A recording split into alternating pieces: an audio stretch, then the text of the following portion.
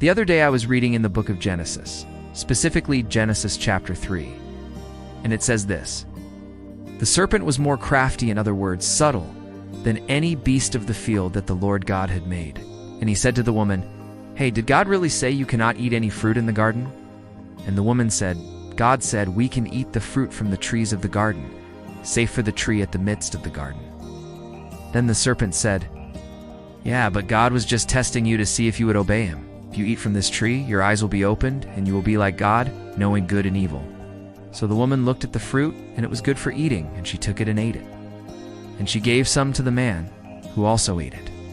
And immediately their eyes were opened, and they realized they were naked.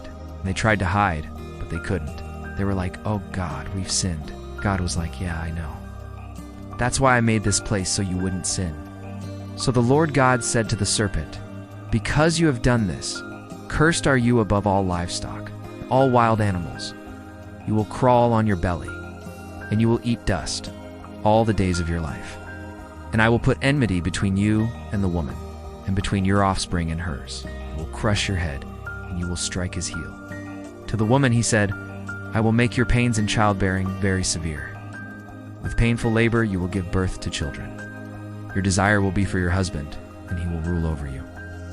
To Adam he said, 'Because you listened to your wife and ate fruit from the tree about which I commanded you, you must not eat from it. Cursed is the ground because of you.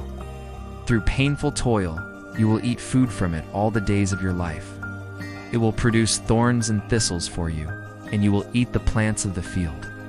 By the sweat of your brow you will eat your food until you return to the ground, since from it you were taken. For dust you are, and to dust you will return.' And by the way, did you know this was the point the woman was named Eve?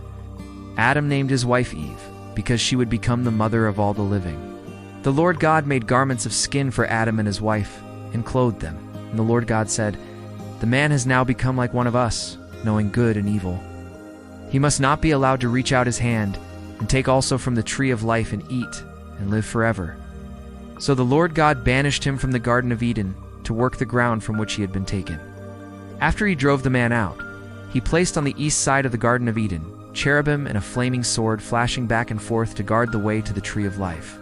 Always endeavor to obey the Lord's commands in the midst of so many voices." The end. Make sure you like, share, and subscribe for more educative content. See you soon.